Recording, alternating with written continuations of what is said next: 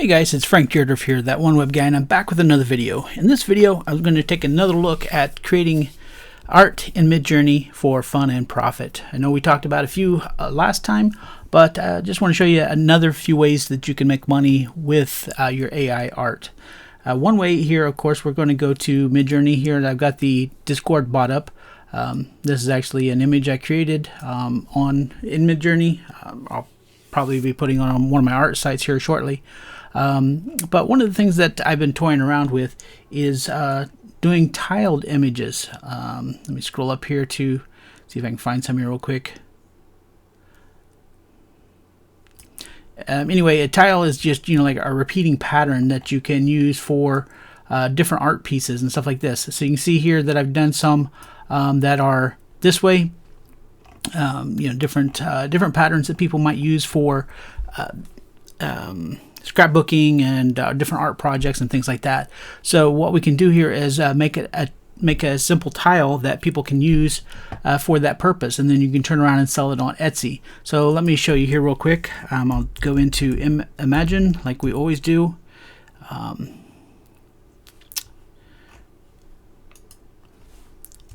course, it's not going to let me do there we go. And I'll do something like botanical, and I'll just do a simple tile. And you have to do this in V5 or version 5 of Midjourney. It's not available in version 4. So once I click that, we don't want to set any sizes or anything like that. We just want the square because we're making a tile. And it'll pop up here really quick, or it should. Let's see what happens here. Give it another moment or so. Of course, it's not going to, since there we go. There it starts. And it's in fast mode, so we'll see where that goes. And so botanical is generally like floral or leaves or those type of patterns, if you're unfamiliar with the term. You can see it's generating something here. Sometimes you have to try a couple times because it doesn't always look like a pattern that you would want to repeat. I've tried to do some with like buffalo print, which is very popular, and it's not perfect squares. Or if you do like chevron, it's not pretty. So not fun to try that. But we should have something good here. I've had better luck with flowers and floral patterns. It had some other patterns as well. So we have some here that looks pretty cool. And you can see we have some here. I'm just going to upscale one of them currently. Let's do the version 4 here, and it should pop up really quickly. While that's doing that, there we go. I'm going to save image. Should put it in my downloads folder over here somewhere. Yep. So we'll do that. And then there's a site that you can go to here. Let me pop up. That's not what I wanted. Let's go to tile pattern checker or something like that. I can't remember what the site is here, but there's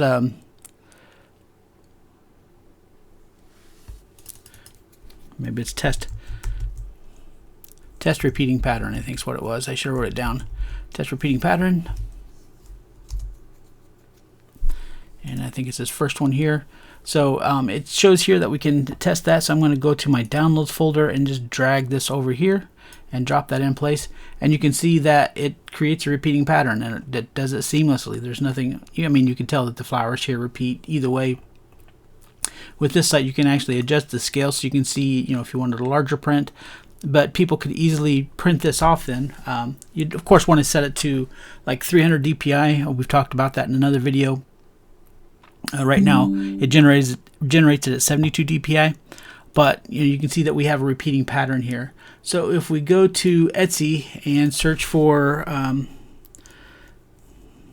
background patterns,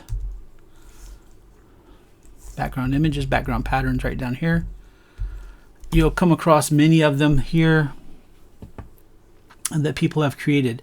Now they sell them for 99 cents, but how long did it take you to actually create that? Now here's some that are geometric patterns, so that you could create different ones. As I said, I've had better luck with the floral pattern. So here's one here. They sell it for $3.72. It's kind of an odd amount. You can see the different patterns that they've created. They just show you here digital designer papers. Now they may send, it says printable. This is watercolor scrapbook papers. They've had 3,515 reviews. So they've had quite a few.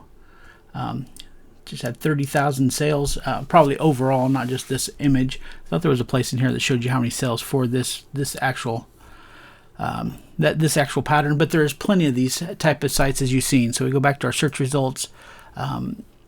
So there's several here. They got polka dots and metals and things of that sort. Here's some for Easter designs. So these people have created these. They sell them for $1.36. They've had 3,200 reviews. They've had over 42,000 sales. Now, as again, they've probably done other digital images and stuff like that, but this is something that you could easily generate some income from. $1.36 isn't much, but 42,000 sales. I don't know how long it took to create that, but as you can imagine, you start putting those up there and set it and forget it, and then you start generating sales. So let's go ahead and close these out. Another way that you could generate images to sell is something that I like to do as well. We'll stick with the botanical theme here. Let's go with botanical images for coloring book page. Thick, bold lines, high detail. That's what I like to put. And I've done a whole coloring book with this, with different ideas, different patterns. But so we do botanical gardens, and let's do. Trying to think what size to put that. So if we just leave it like this, it's going to be square. So let's do dash AR 3-4 to give it a thicker or a higher image size than width. And let's click that and see what that generates. And while that's generating, let's go ahead and look at Etsy. Let's go back to Etsy here and do botanical coloring pages. Oh, that's Pinterest. Where did we? Oh, come on, Frank, use your head. I went to the wrong search box. Botanical coloring pages, and you can see there's some in for mandala and enchanted fairy doors, coloring pages. So different boots that you could easily create various ones. Here's some here with coloring pages, and they've added the video, which is interesting. They say you get better conversions by using a video. I've only done it on a few of my t-shirt stores. Here's some with more incorporated one's called Blooms.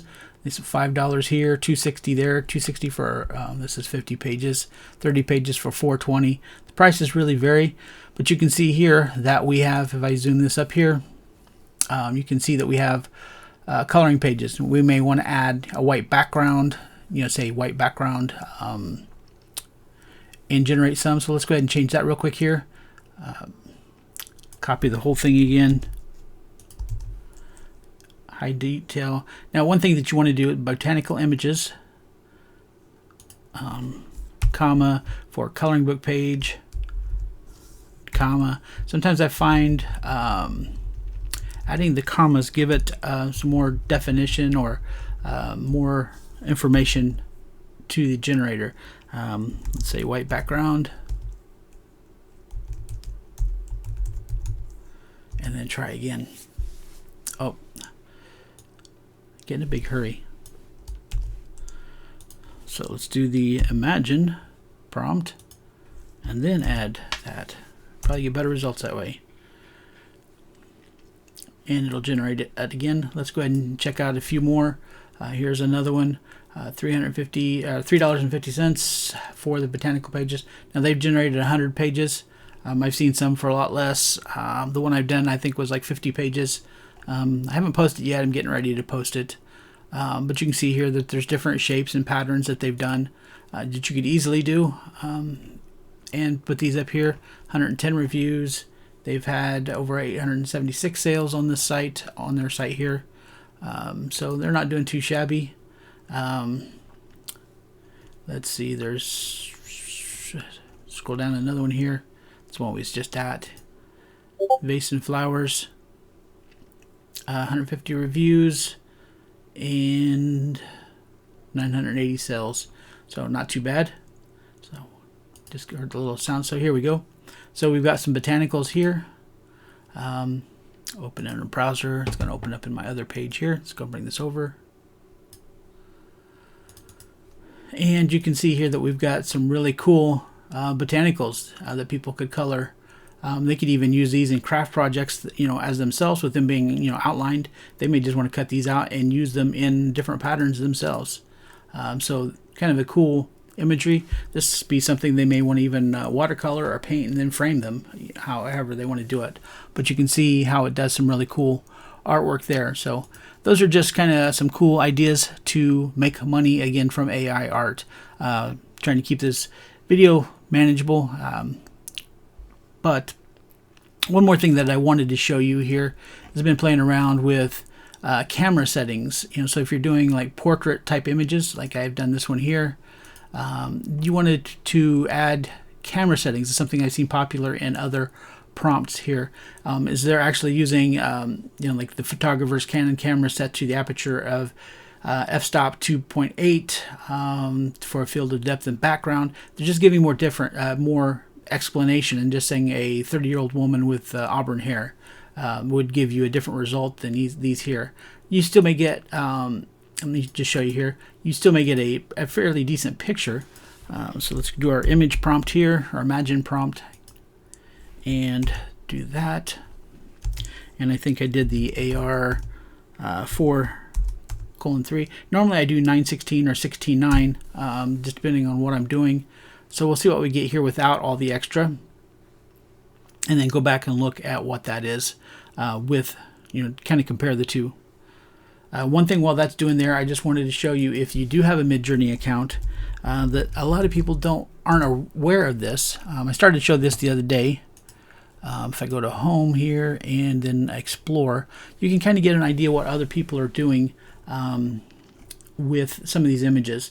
So if you get, like, you see something that you like, and I don't condone ripping off somebody's prompt, just use it as a starting point.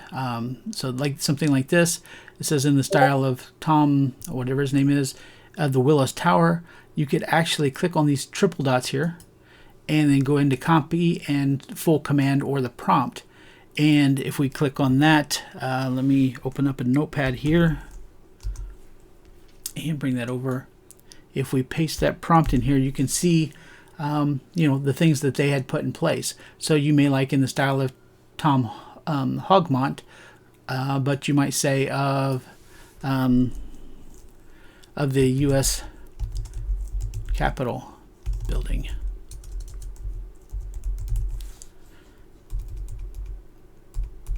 So we'll copy that, and so you can see here how before we get to the Capitol building here, so it's not as we get a split image here. It happens occasionally.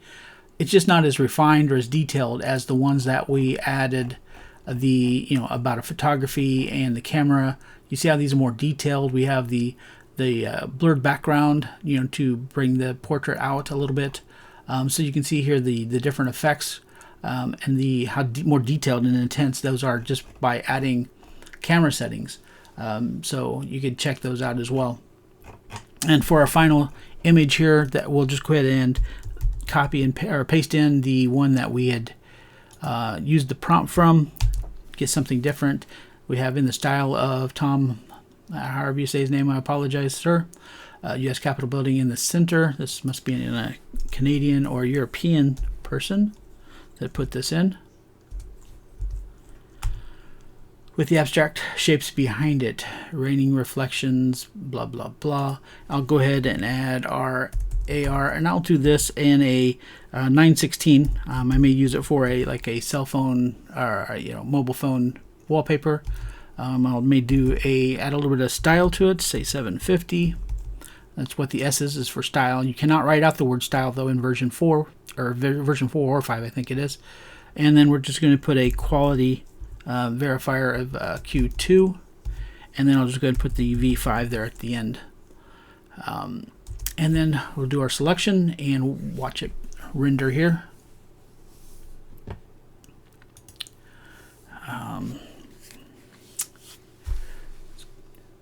Waiting for it to start. There we go. You can see that it's more of a tall rectangle because I've done each of them, done it for a wallpaper screen. I always like to watch these generate because it's like, well, that's not going to look anything like I wanted. And it still may not, but we got this kind of a cool reflection going on. 46%, 47%, nope, 62. So we got some cool images coming in place here. We got long reflections and some really cool colors. 78, 93. And we should be about done here. We're in the fast render. It'll probably stop at 99 before it goes to 100. That'd be funny. Nope, it did. So let's see what this looks like. Open in a new browser, and I'll bring that browser over. Using a different browser than my default for some reason or another.